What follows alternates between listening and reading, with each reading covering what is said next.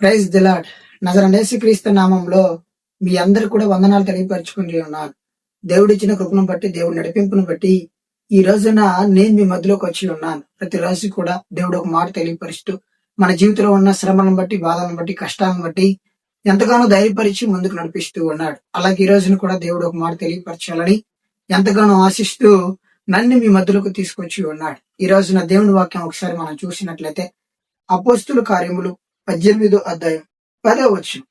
నేను నీకు తోడై ఉన్నాను, నీకు హాని చేయుటకు నీ మీదకి ఎవడునూ రాడు, ఈ పట్టణములో నాకు బహు జనము ఉన్నది అని పౌలుతో చెప్పగా, మరి యేసుక్రీస్తు మరి పౌలు గారికి దర్శనమిచ్చి మాట్లాడుతూ ఉంటాడు.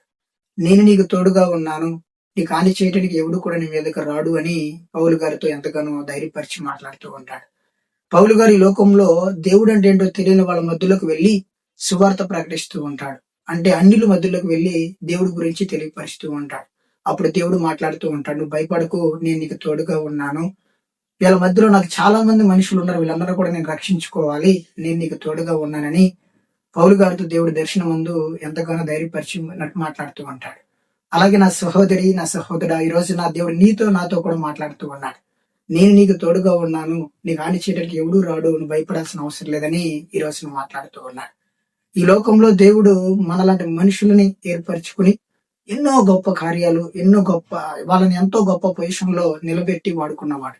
పౌలు గారి జీవితం ఒకసారి మనం చూసినట్లయితే ఎంతో దుర్మార్గుడు, ఎంతో మరి దేవుని యందు నమ్మిన బిడ్డలంటే ఏమాత్రం కూడా ఇష్టపడే వ్యక్తి కాదు. అలాంటి వ్యక్తిని దేవుడు ఒక దర్శనం ద్వారా ఆయనతో మాట్లాడి ఈ లోకంలో మరి కొత్త నిబంధన అంతా కూడా మరి పౌలు గారే సువార్త ప్రకటిస్తూ ఉంటాడు. దేవుడు తెలుసుకుంటే ఎంతలా మూర్ఖుడైనా, ఎంతలా దుర్మార్గుడైనా కూడా మార్చి ఆయన సువార్త ప్రకటించుకోగలుగుతారు.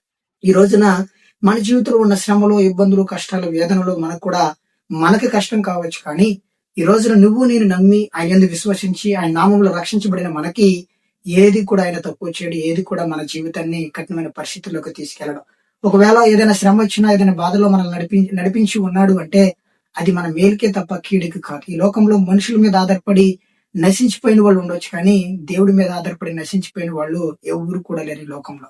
కాబట్టి నా సహోదరి, నా సహోదరుడా, నువ్వు దేని గురించి కూడా భయపడకూడదని ఈ రోజున దేవుడు నీకు నాకు తెలియపరుస్తూ ఉన్నాడు. దేవుడు ఒక్కడ మనకు తోడుగా ఉండగా ఈ లోకంలో మనం ఎలాంటి కఠినమైన పరిస్థితుల్లో, ఎలాంటి వేదనలో, ఎలాంటి కఠినమైన స్థితిలో నలుగుతూ ఉన్నా కూడా మనం భయపడాల్సిన అవసరం లేదు. ఎందుకంటే ఈ భూమి ఆకాశాన్ని సృష్టించిన సృష్టికర్త అయిన దేవుడు మనకు తోడు ఉండగా ఈ లోకంలో ఎవరు కూడా మనల్ని కదిలించలేరు, ఎవరు కూడా మనల్ని ఇబ్బంది పెట్టలేరు. కాబట్టి ఈ రోజున దేవుడు మనందరితో కూడా మాట్లాడుతూ ఉన్నాడు. నేను నీకు తోడుగా ఉన్నాను, నువ్వు భయపడాల్సిన అవసరం లేదు, నీ పరిస్థితులు నేను మారుస్తాను, నీ స్థితిని నేను మారుస్తాను, నువ్వు ఏ స్థితిని బట్టి నువ్వు భయపడుతున్నావో ప్రతి స్థితిని కూడా మార్చి నేను బలపరిచి నిలబెట్టగలుగుతాను అని ఈ రోజున దేవుడు నీకు నాకు తెలియపరుస్తూ ఉన్నాడు.